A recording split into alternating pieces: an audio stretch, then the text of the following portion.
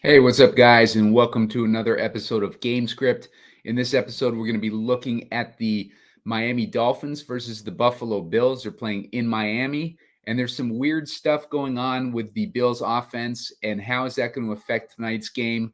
I'll dig into it after this. There is a ton of value in current underdog playoff best ball ADP. Elite offenses like the Rams are easy to stack. Take advantage of uncertainty and start drafting now. Use the promo code SEEK for up to $100 match on your first deposit. And subscribe to Heat Seeker Sports on YouTube for underdog strategy and drafting shows.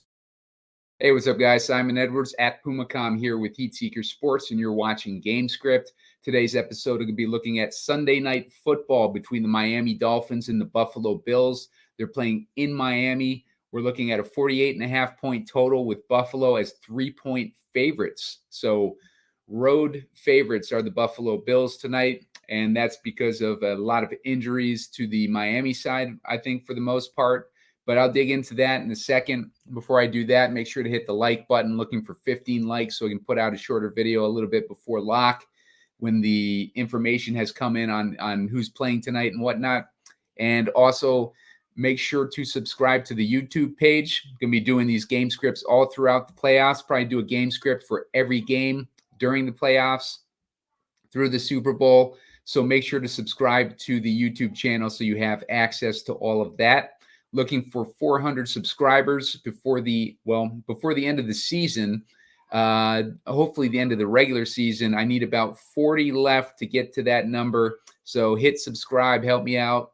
And during the playoffs, like I said, I'll be putting up those game scripts. I'm also doing playoff best ball shows for Underdog Fantasy. And those playoff best ball games are really fun to play. Gives you a rooting interest throughout the playoffs as your teams advance. And you're basically trying to put together a complete set of players to face off against each other in the Super Bowl. And it's a really fun game to play. I've done well in that contest in the past. I had a few top 20 finishes a few years ago, and I've had some finalists in the last ever since the inception, basically. So it's a fun game to play. Make sure to sign up using the promo code SEEK, SEEK.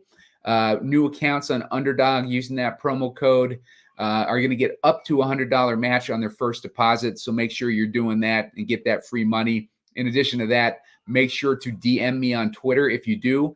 Using Twitter handle is at Pumacom, and I will hook you up with my best ball playoff rankings. So playoff best ball rankings, I'll send you those if you send me a DM showing me that you signed up using the promo code SEEK, SEEK.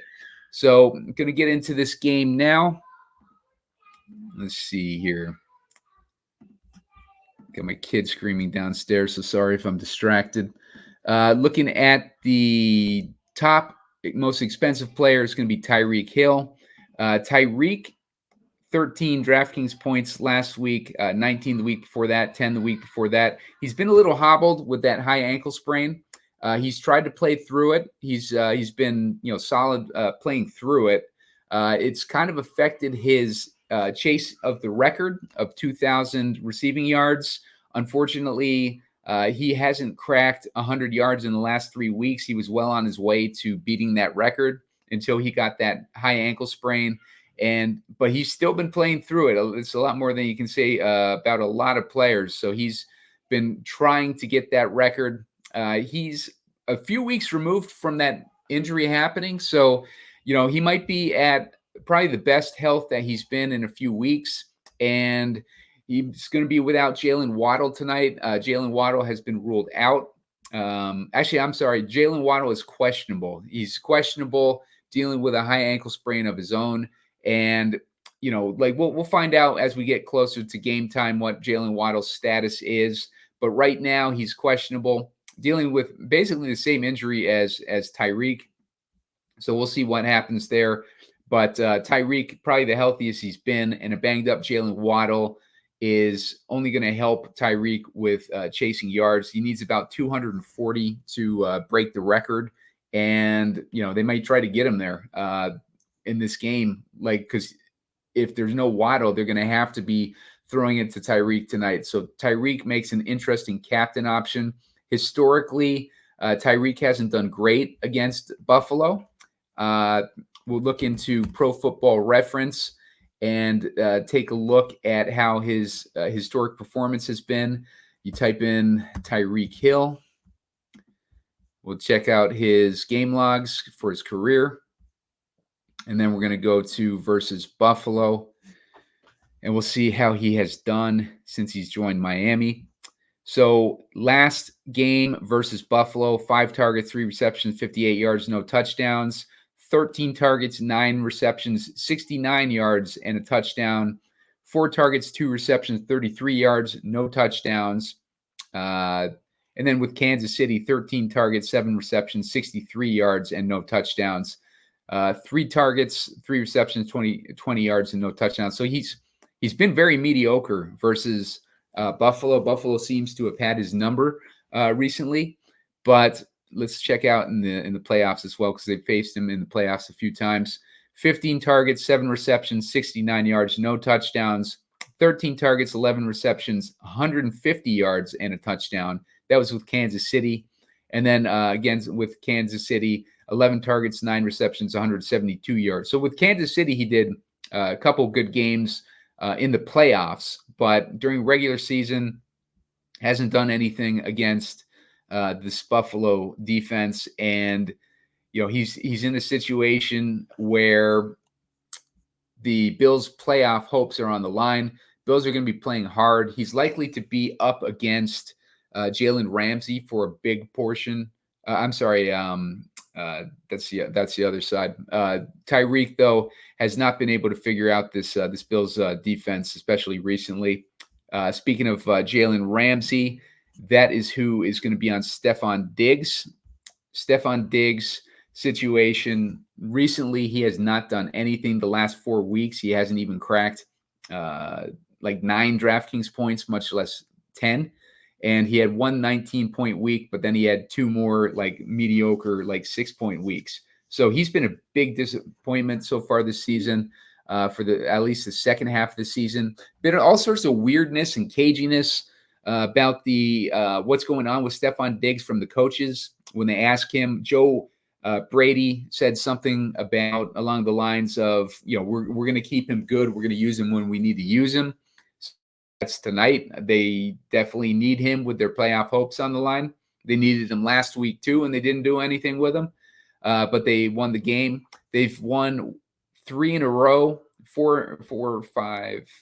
Actually, they've won a lot more than that. They've run about 1, 2, 3, 4, 5. They've run 6 in a row, and they've won those games with Steph Diggs not contributing really. So there's nothing really to argue against the coaches not using him other than common sense. But it's been working for them, kind of keeping Steph Diggs snap counts down and his usage low.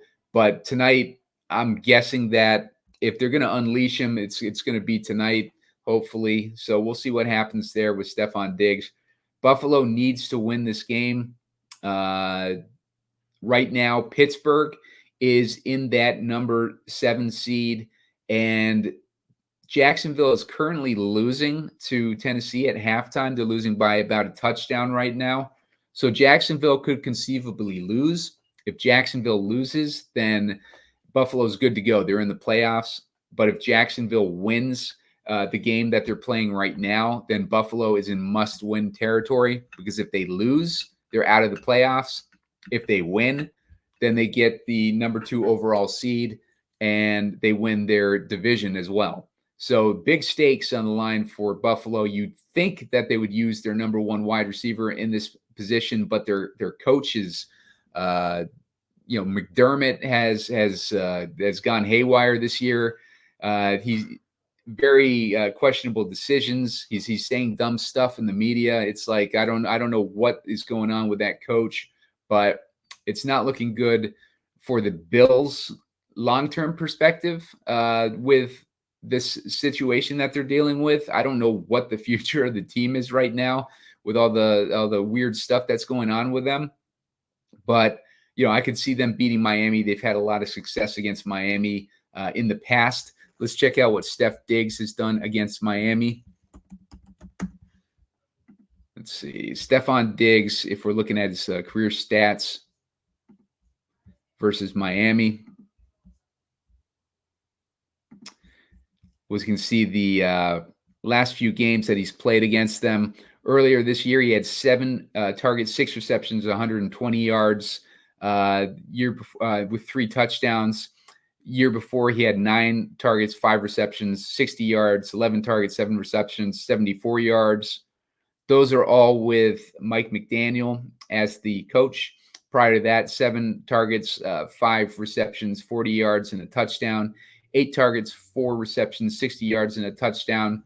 So very serviceable games that we've seen out of Stefon Diggs in the past against this team. So nothing really that they have his number or anything like that that I've seen. Let's check out Josh Allen while we're at it, because Allen has had some monster games against this team. So let's go into his career lines. And this is great when we have these divisional games, because you can get a better idea of the history between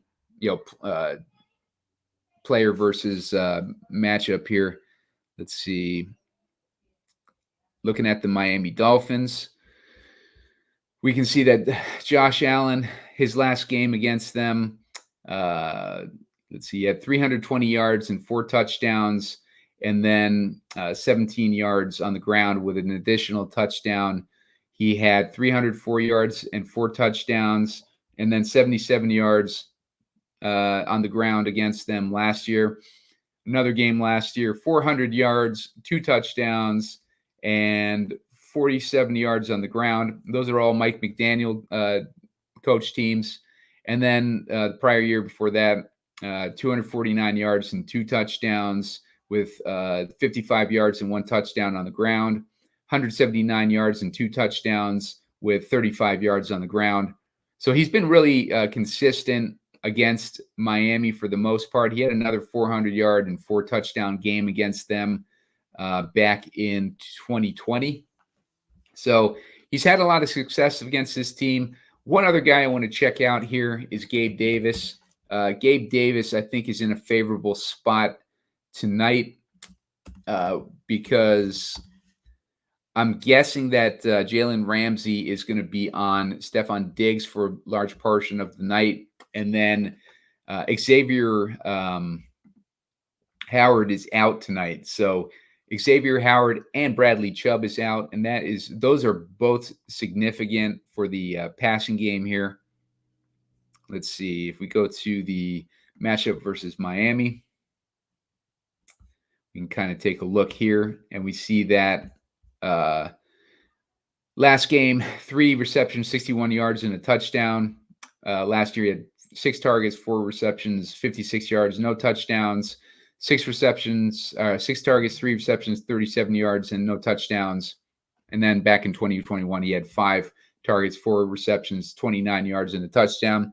But this is the time of year where Gabe Davis really shows up. And like I said, if he's got that matchup tonight against Miami with the season on the line, and he's kind of been a clutch player in these playoff spots and these late season spots, I wouldn't be surprised to see Gabe Davis have a decent game this week. 15 DraftKings points the last time they played. The way that Steph Diggs has been lately, if we notice that a ownership trend in Gabe Davis is going to be low this week, then I think that Gabe Davis will be very, very interesting tonight. Let's check out and see where that's at real quick. So if I'm looking at the ownership percentages, we'll check out his total ownership as opposed to his captain ownership. Gabe Davis is looking at about 18.6% ownership with only 2% at the captain. That is very interesting for Gabe Davis, given the situation going on currently with Diggs.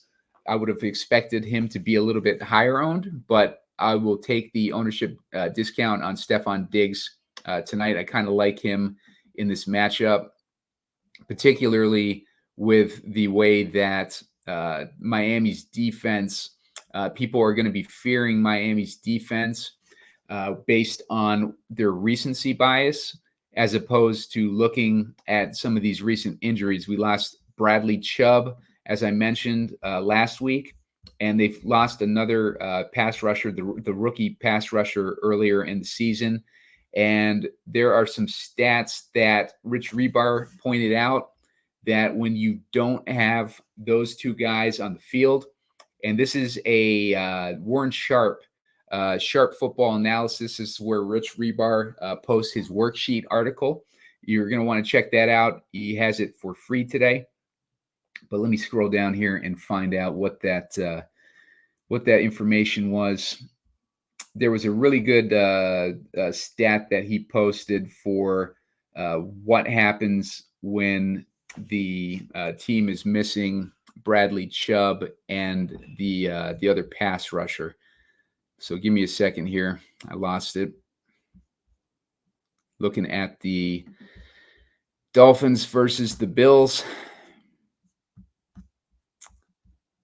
Let's see. In the meantime, make sure to hit like on that video.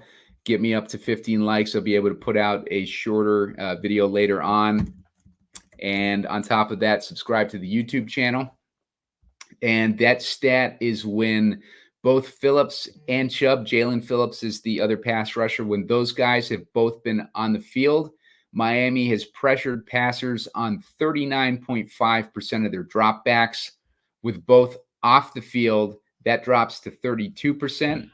Rebar goes on to say that the difference between ranking in that those differences in pressure rates, they go from number 6 to number 28. So that's significant. That's huge. So the fear on Miami's defense is completely out the window. They go back to being that team earlier in the season where they were giving up tons of points to opposing passing games. So Miami's defense is nothing to fear tonight, and that's good for Josh Allen. And like I said, Stefon Diggs and Gabe Davis. I think the passing game is going to be in full effect tonight, and it's going to be a good matchup for Buffalo.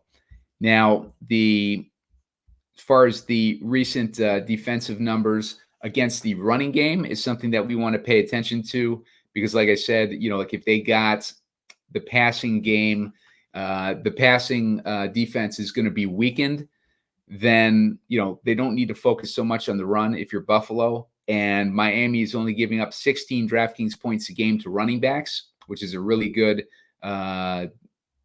number for a defense. They're giving up, among the least amount of DraftKings points a game to the running back position. As far as wideouts, they're giving up 13.1 and 18.6 to slots. And those are both middling numbers, but you can expect those to skyrocket now that Chubb is out and they lost their pass rush. Now, with the quarterbacks, they're only giving up 14.8 DraftKings points a game to QBs, and you can expect that to also change. Miami has gone basically from one of those teams with a solid defense that's able to put up an offense to get wins for the team. Now they're going to have to be a team dependent on that offense.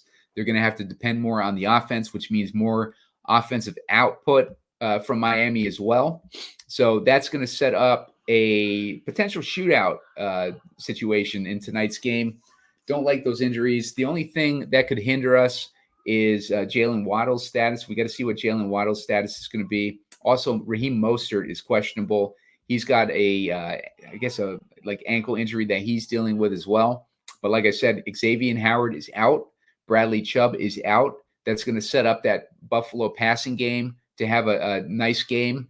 And then with the Buffalo passing game putting up points on the road in Miami, you can expect Miami to answer back with their offense. We've seen Buffalo weakened, during the season as far as their defense, but they have played well. But they're playing a division opponent right now, and they're allowing 18.7 DraftKings points a game to the quarterback position, which sets up Tua. Tua does not play well under pressure, though, so there's some concerns there.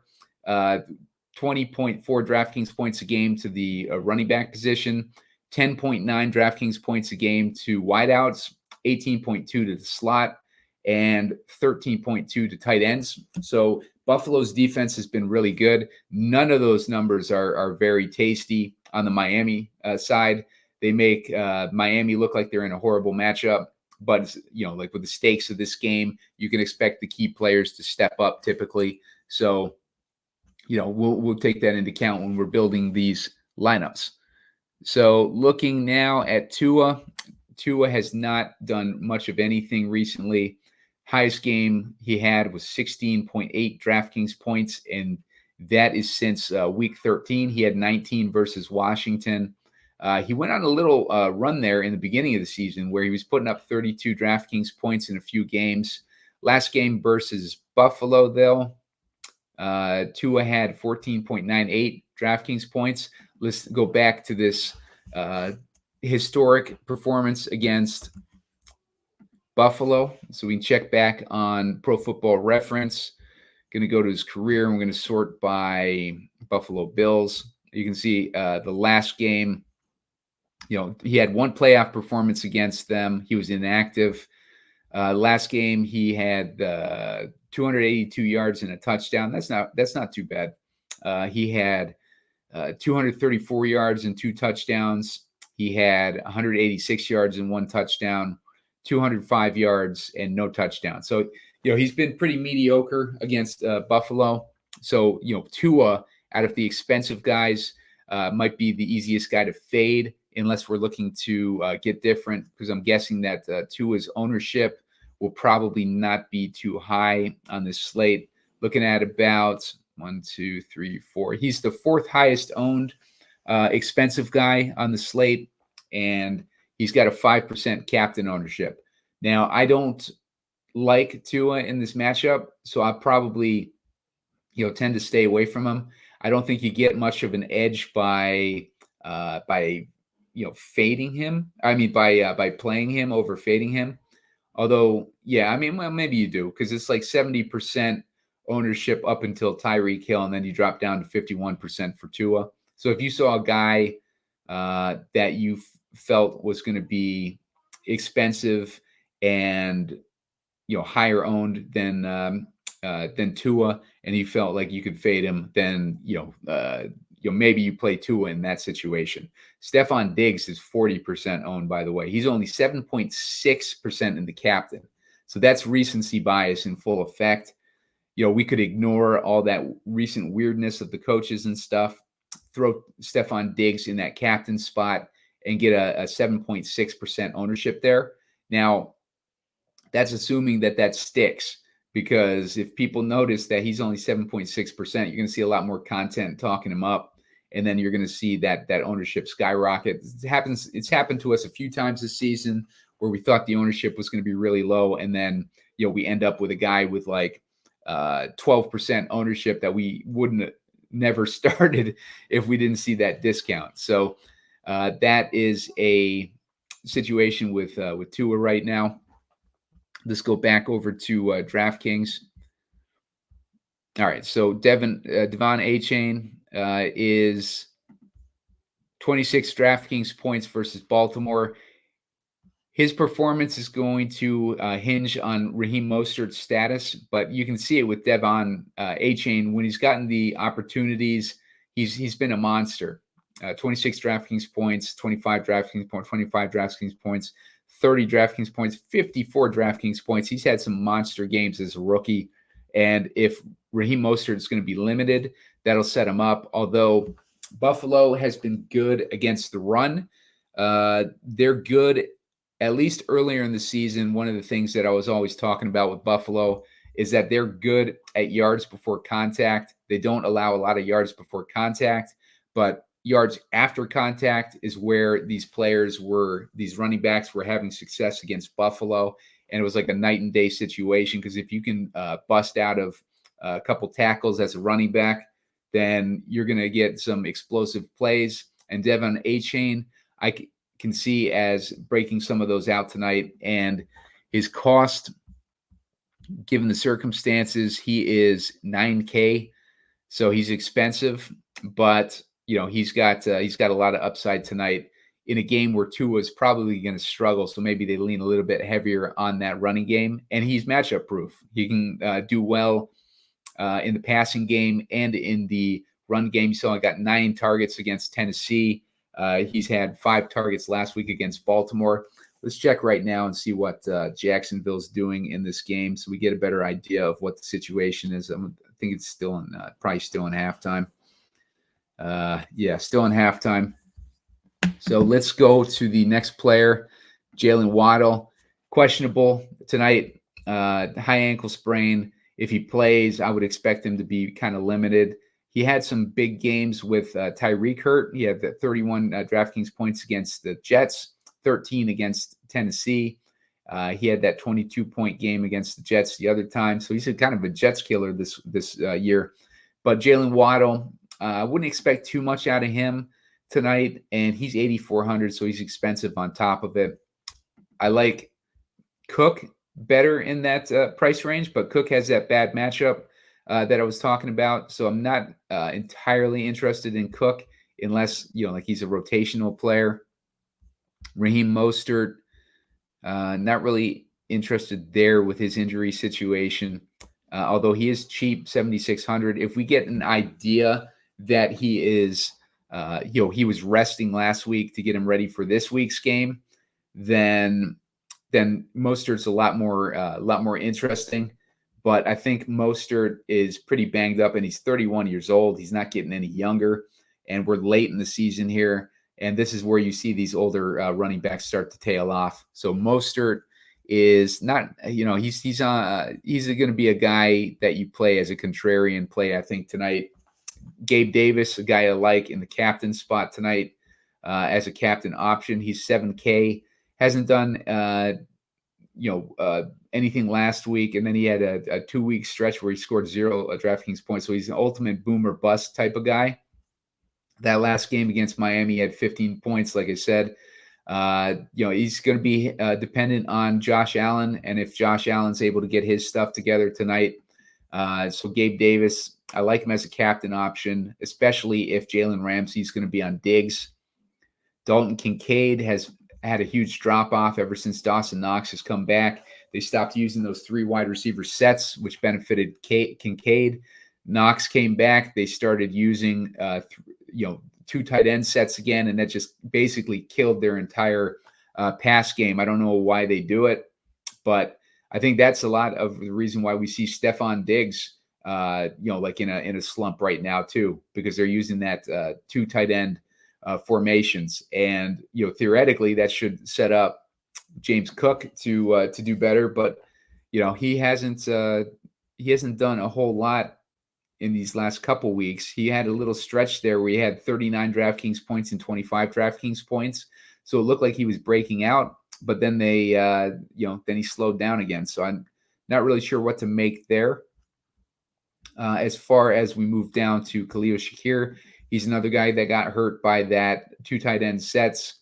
He had that 23-point week in week 11. He had 15 points in week 8. But when they're using 2 tight end sets, that puts him on the field a lot less. Maybe that's why Diggs is on the field less. Maybe they're rotating these guys in for some reason. But yeah, Shakir has not done too great in the last few weeks. But he's on the radar, especially with Miami's susceptibility. They're more susceptible to slot receivers than they are to wideouts. So Sanders and Bass are both going to be in play. Sanders had a monster game a couple weeks ago, 22 points. He had 12 points, 10 points, 12 points, 11 points. Sanders has been a stud, especially recently. He's had a lot of double-digit point games, almost 5 in a row. He got that 9 spot in week 14, but other than that, he's almost gotten double-digit points for 5 weeks in a row or so. Tyler Bass, he not as impressive as Sanders recently, but he's perfectly capable of putting up double-digit points. So Bass is another guy we want in our lineups or in our player pool. Wilson would benefit if Waddle is out or limited. Let's see what he did with Tyreek out. 4 targets last week, 5 the week before that, 3 targets and 4 targets. So with Tyreek banged up, Wilson's getting more work. Another guy that's getting more work is the tight end, Durham Smythe. Smythe had 3 targets last week, 5 targets a week before that, 4 targets a week before that, 3 targets a week before that. Hasn't really produced with it yet, but he hasn't gotten a touchdown yet. So if he gets a touchdown, that 8.4 goes to 15. So 7.2 goes to, 14. So, I mean, he's perfectly capable of scoring a touchdown. And at 3K, that leaves him on the radar with the situation going on with Jaylen Waddle. Barrios is another guy, 2,600. He's another guy that should theoretically benefit. You don't see a lot of targets for him, though, even with Tyreek's injury. So maybe not so much on Barrios. Other than that, the defenses are both going to be interesting tonight. Josh Allen, if he's doing his continuing his struggles, that makes the Dolphins defense interesting. If the Bills get enough pressure on Tua, that puts them in play. So both those defenses are interesting. I'd lean more towards the Bills defense tonight, though.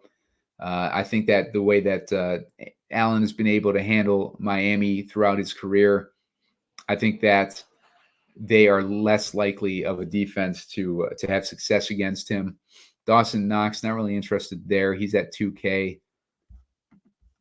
Let's see what his targets have been recently. 0 targets, 2 targets, 0 targets, 3 targets, 3 targets. I mean, he's always a threat for a touchdown, but I don't think you're going to get the opportunity and the volume out of him that we need.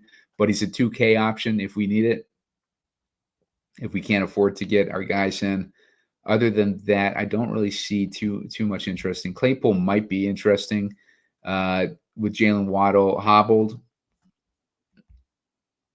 I don't really see any opportunity for him recently, so maybe not so much. But just keep him on your radar. Maybe do a little bit of Twitter research or something. Like look him up on Twitter and see what the beat writers are saying about him. Other than that, I think that's about as low as I go. Leonard Fournette, he got 5 attempts in week 16 for 20 yards. Don't know what they're gonna do with the running back situation, but Fournette, I mean, he's on the radar. I wouldn't invest too much in him, but he's $200 and he has a role in at least he did a couple weeks ago. So let's start building this lineup. Let's put Gabe Davis. Mentioned him a couple times. Let's put him in the captain. He's cheap, and we're gonna need salary relief with all these studs. Let's get Tyreek in there. Let's get Allen in there. Let's get Diggs. That leaves us with 3,500 per guy. If we went with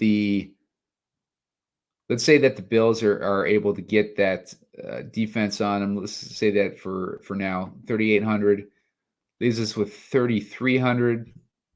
Leaves us in that Durham Smythe situation.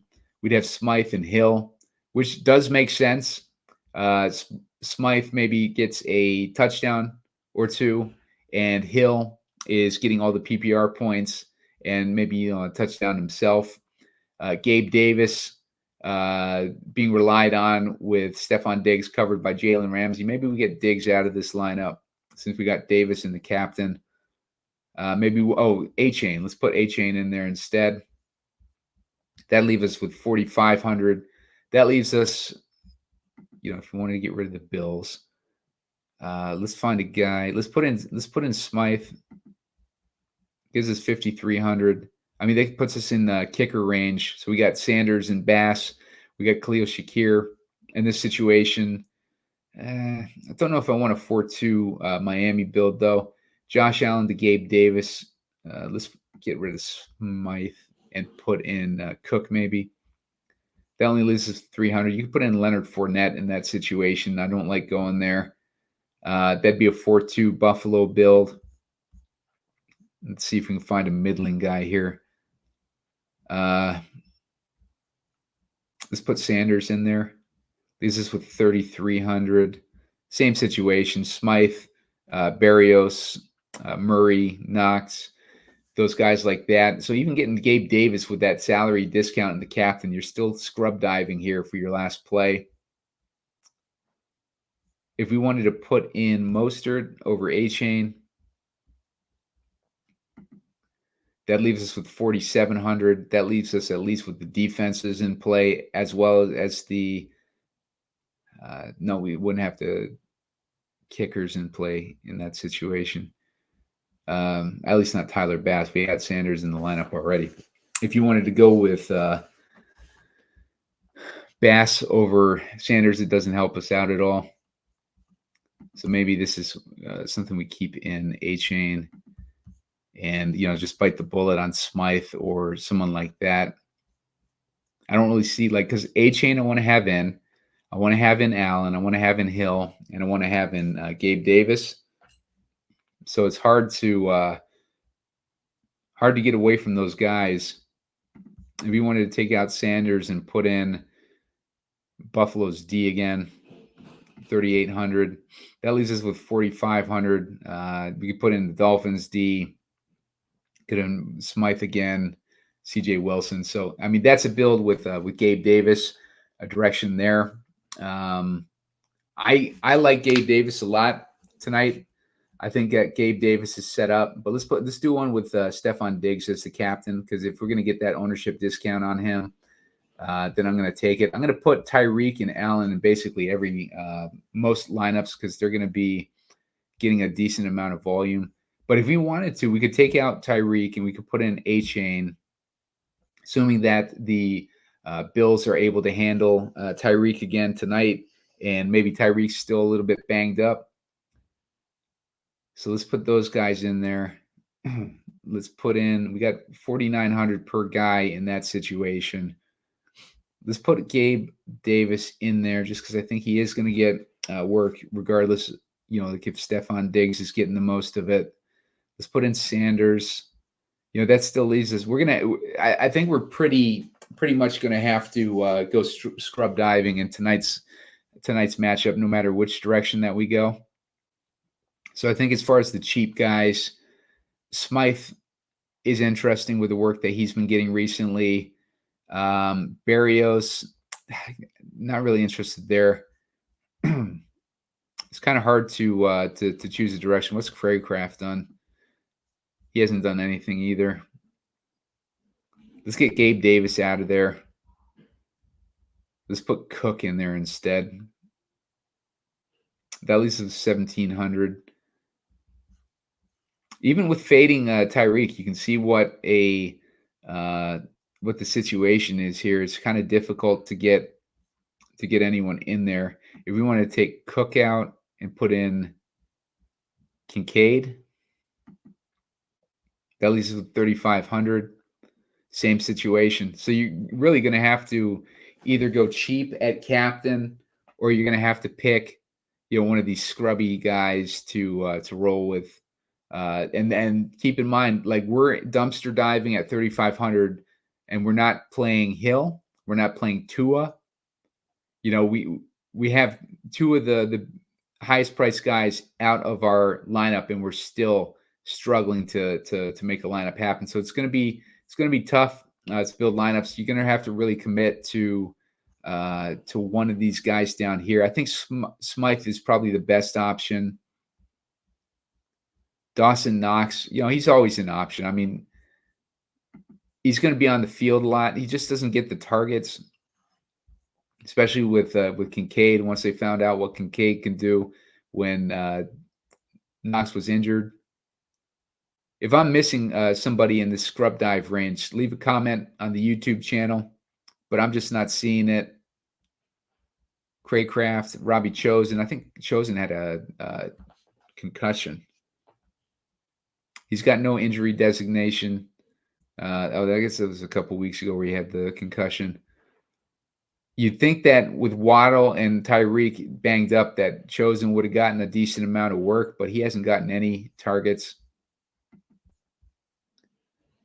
They got Chosen, they got freaking Chase Claypool. I really wish we had some insight on Claypool, because if Waddle was going to be limited, then one of these secondary guys could come in and have a decent game. But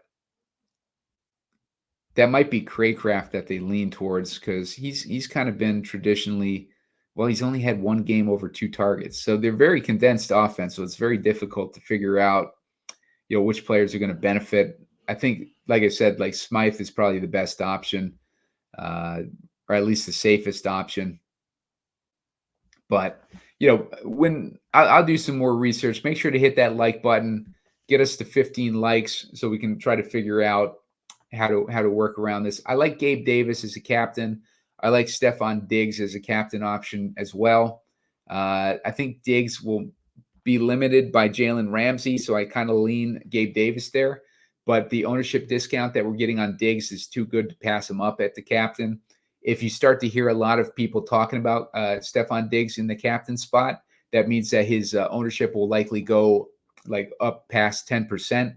In that situation, he's a fade, because you don't want to have him in captain owned over 50% or over 10% in a bad matchup against like a team that has Jalen Ramsey and ability to potentially slow down Diggs, and especially the way that he's been playing recently. Those are all strikes against him.